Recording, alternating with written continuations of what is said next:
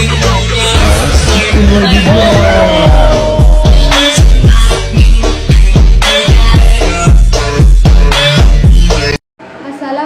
warahmatullahi wabarakatuh. Perkenalkan, nama saya Siti Muhaina. Saya dari kelas 2 SMA Terpadu. Saya di sini akan mempresentasikan tugas ekonomi saya yang kedua, yang mana soalnya dari 61 sampai 65. Yang pertama, diketahui fungsi tabungan dalam E sama dengan min 50 plus 0,25 Y. Angka 0,25 memberikan makna A. Bila pendapatan 2 juta rupiah sebanyak 500.000 rupiah akan ditabung. B. Bila pendapatan bertambah 1 juta rupiah sebanyak 250.000 rupiah digunakan untuk menabung konsumsi. C. Tabungan minimal sebanyak 25% dari pendapatannya. D. Kemiringan kurva tabungan adalah 0,25. C. Tabungan otonomi sebesar 50. Jawabannya yaitu D. Jawaban D berasal dari angka 0,25 dalam fungsi tabungan X sama dengan min 50 plus 0,25 Y merupakan MPS atau marginal propensity to sharing atau kemiringan kurva tabungan. MPS adalah kecenderungan menabung marginal merupakan bersama tambahan tabungan atau AS karena bertambahnya pendapatan. Besarnya MPS diperoleh dari 1 MPS.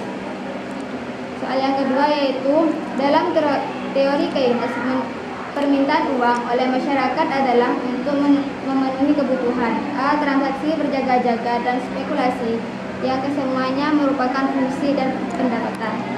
B. Transaksi fungsi dari konsumsi berjaga-jaga fungsi dari pendapatan dan spekulasi fungsi dari tingkat bunga. C. Transaksi fungsi dari pendapatan berjaga-jaga fungsi dari kondisi ekonomi dan spekulasi fungsi dari tingkat bunga.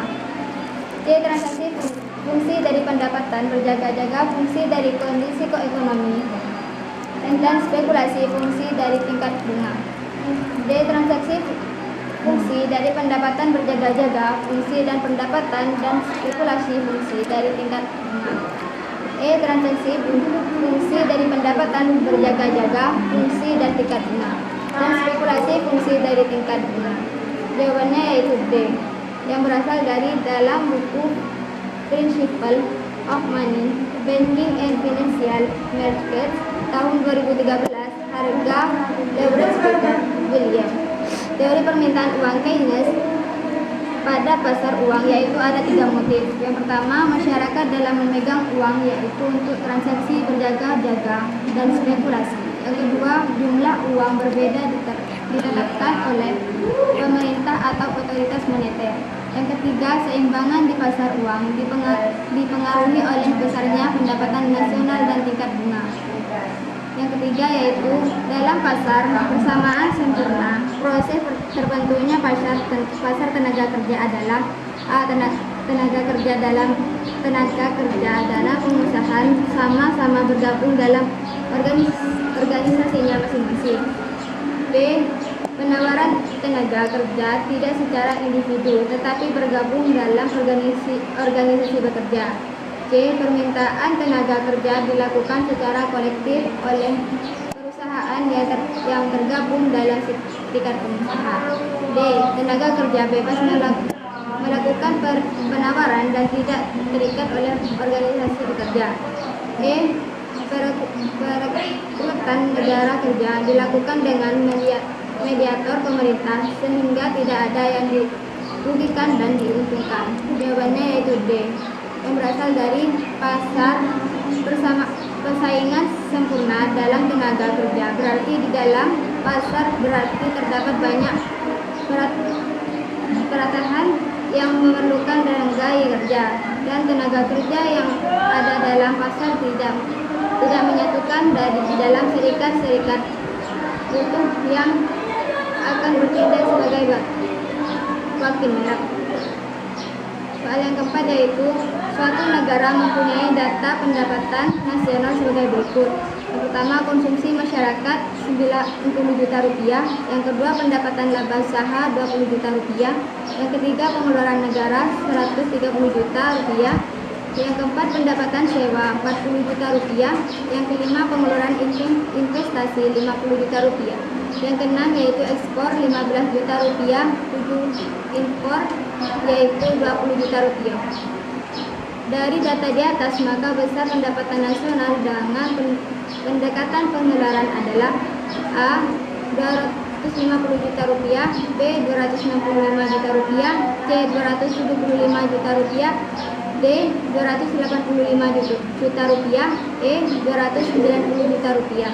Jawabannya yaitu B, yang berasal dari untuk pendapatan nasional dengan pendekatan pengeluaran menggunakan rumus dalam ribuan, yaitu YEXP sama dengan C ditambah 1 ditambah J tambah X min M, YESP sama dengan 90 juta ditambah 50 juta tambah 130.000 ditambah 15.000 dikurangi 20.000 yaitu 265.000.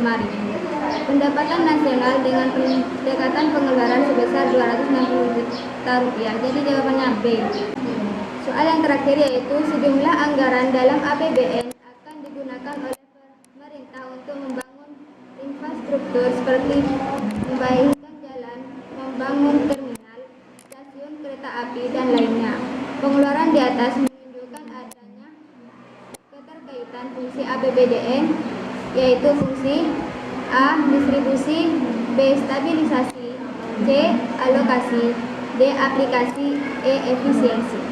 Jawabannya yaitu C, yang yaitu fungsi alokasi menyatakan bahwa APBN akan dikolasikan ke berbagai pos pembangunan, salah satunya untuk menyediakan barang publik yang dapat mendorong pertumbuhan ekonomi.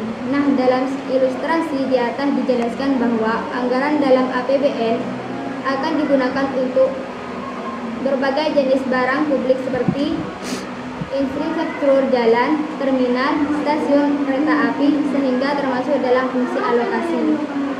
Cukup sekian, kurang lebihnya mohon maaf. Wassalamualaikum warahmatullahi wabarakatuh.